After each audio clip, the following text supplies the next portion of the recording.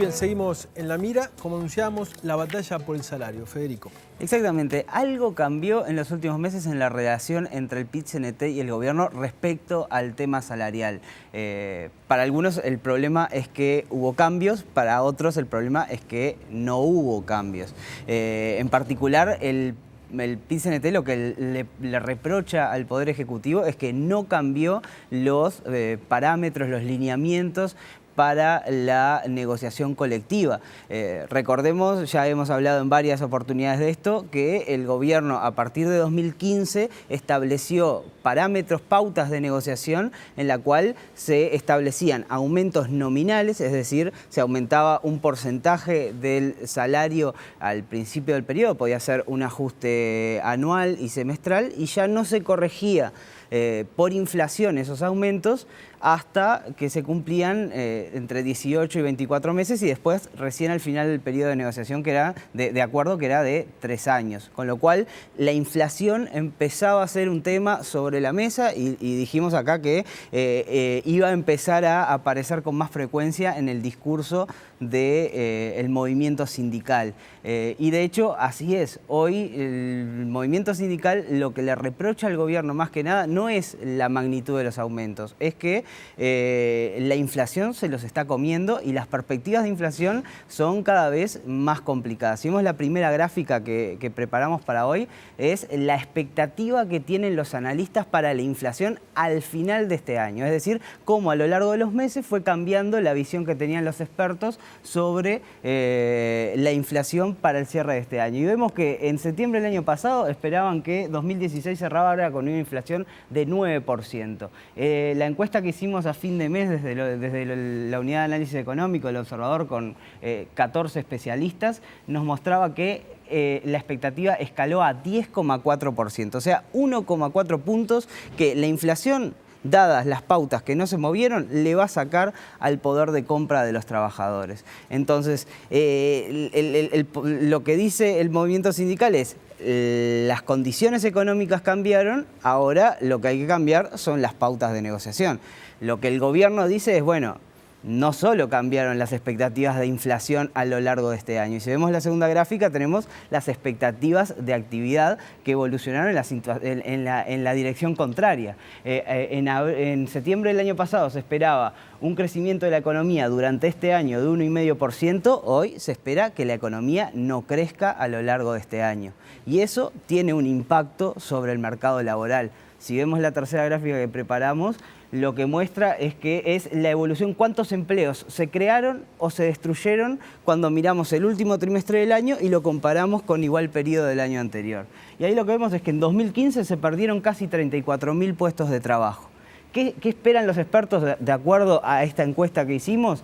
Esperan que este año se sigan perdiendo empleos, menos que el año pasado, pero se sigan perdiendo 24.000 empleos y que el año que viene se recuperen 13.000. Es decir, deje de caer el empleo, pero los niveles de recuperación apenas den para incorporar a la nueva generación que se incorpora al mercado de trabajo. Entonces, el panorama es complicado porque el gobierno ahí tiene la disyuntiva entre ceder con más salarios o cuidar el empleo que se está deteriorando. Y en ese sentido la respuesta de los sindicatos es, bueno, en realidad hoy en este panorama no es tan seguro que recortándonos a nosotros poder de compra se pueda preservar el empleo. Entonces la apuesta del movimiento sindical es por lo seguro. Es una discusión complicada y es una discusión en definitiva que tiene costos por donde se lo mire. Hablábamos cuando estuvo acá Abdala, ¿no? Sí. Sobre si el movimiento sindical se inclinaba por seguir presionando por salarios o por cuidar el puesto de trabajo. Y en ese sentido veíamos a partir de marzo que hubo una reunión entre el movimiento sindical y el propio presidente, hubo un compromiso de bajarse un poco de esa lucha y empezar a ver otros tipos de salidas por cuestiones que no tengan que ver con el salario. Pero también el movimiento sindical dijo, esto va a durar un semestre, entonces nosotros podemos aguantar un semestre pero luego, y el tiempo ya se terminó, si no hay cambios en las pautas o no cambia significativamente el panorama inflacionario, la discusión va a volver. Y eso es lo que estamos viendo ahora. Un movimiento sindical que le dio un periodo al gobierno de paz, digamos, en este tema, pero que ahora vuelve a insistir sobre un punto que hace a una de las líneas principales de acción del movimiento sindical. Ahora, Fede, si estas expectativas se cumplen, digamos, la disyuntiva va a seguir estando cada vez y cada vez con mayor radicalidad, digamos, ¿no? O sea, porque las pérdidas de puestos de trabajo van a ser grandes y la pérdida de salario va a ser importante también.